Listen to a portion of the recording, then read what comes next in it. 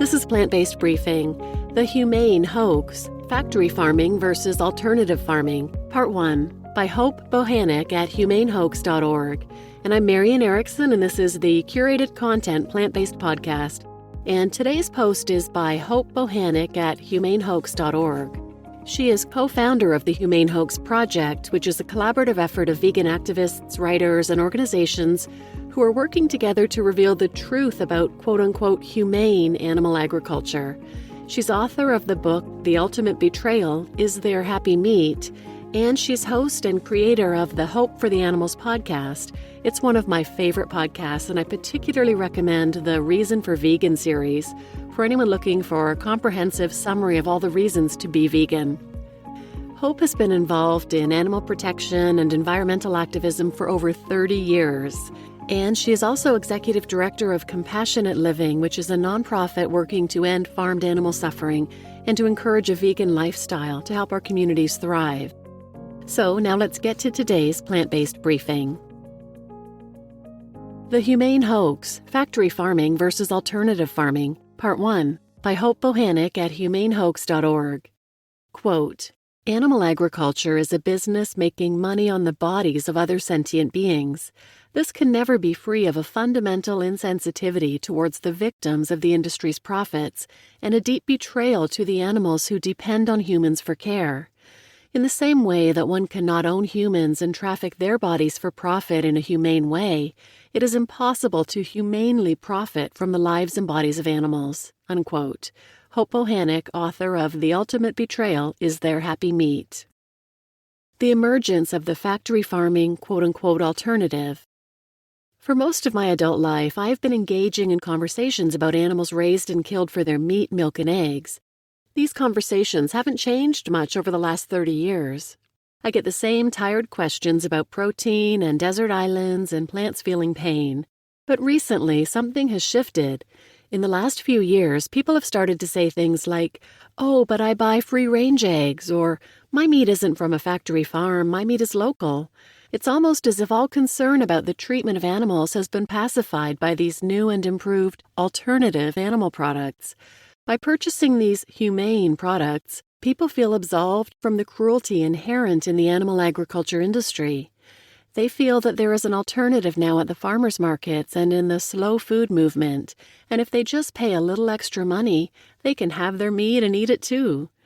Consumers are being lulled into complacency, where they think the animals are now happy and this new way of farming is actually beneficial to the environment.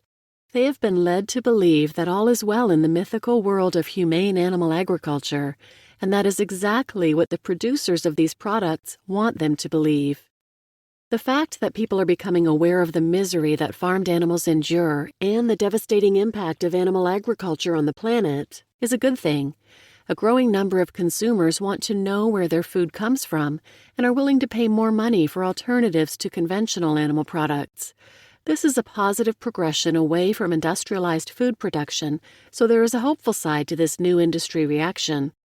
However, there is a dark side as well. Is the alternative encouraging a return to meat eating? The trend is quite popular in my little liberal community of beautiful Sonoma County, California, just north of the Golden Gate Bridge. We were lucky enough to have a good-size, all-vegetarian natural food store that has been a haven for vegetarians and vegans since the 70s. It was a joy to shop there and not have to avert your eyes from bloody mussels on display or wince at the pungent odor of dead marine life. Many of us went out of our way and would pass up 1 or 2 Whole Foods just to shop there. While humming around the store for my organic veggies and vegan ice cream, an enthusiastic employee told me that they were opening a second store. I was thrilled at first, but the excitement soon took an unexpected turn when I learned that there would be a meat counter. How could this be? The 4th word of the market's mission statement was vegetarian. I learned that because they were able to source local, humane meats, and there was such a high demand for these products, they had changed their mission statement, and after almost 4 decades of vegetarianism, had decided to sell meat. The vegetarian community felt completely betrayed. But we are not the only ones being betrayed. The farmed animals caught in this changing industry are the true victims. It is not the few differences between alternative production and conventional farming that matter, but the startling similarities. What exactly is the alternative to factory farming? When we see a product with one of these new labels, humane, free-range, grass-fed, sustainable, etc., there is probably little difference between this operation and a conventional producer. Here's what may be different.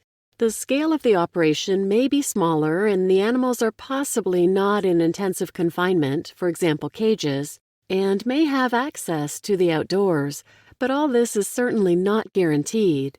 For a more detailed examination and definition of each label and what they mean for the animals, please read The Ultimate Betrayal is Their Happy Meat.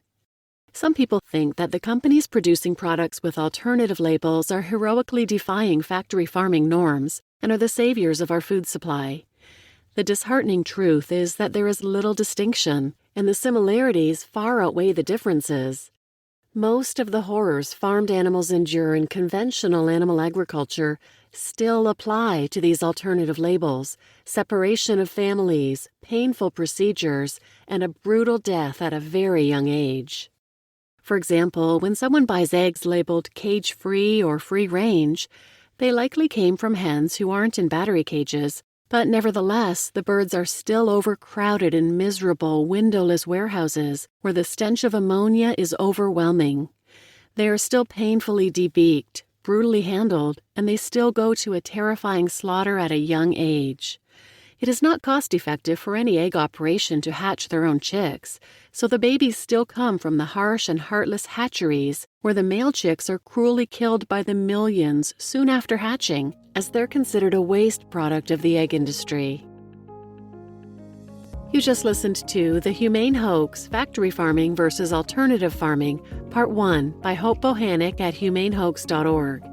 And I'm your host, Marian Erickson, and this is Plant-Based Briefing. Tune in tomorrow for the second half of this post, talking about humane and organic dairy and animals raised for flesh, as well as the environmental implications of alternative farming. And if you're interested in this topic, there's a free online conference on Saturday, February 26th, run by the Humane Hoax Project. There are some great presenters, including a former pig farmer who raised his pigs in a beautiful, free-range, organic-type environment, but couldn't do it anymore and got out of it. He is featured in the documentary The Last Pig. Registration is free, and you can find it at humanehoax.org, and I'll put a link to that conference in the show notes as well. So thanks for listening.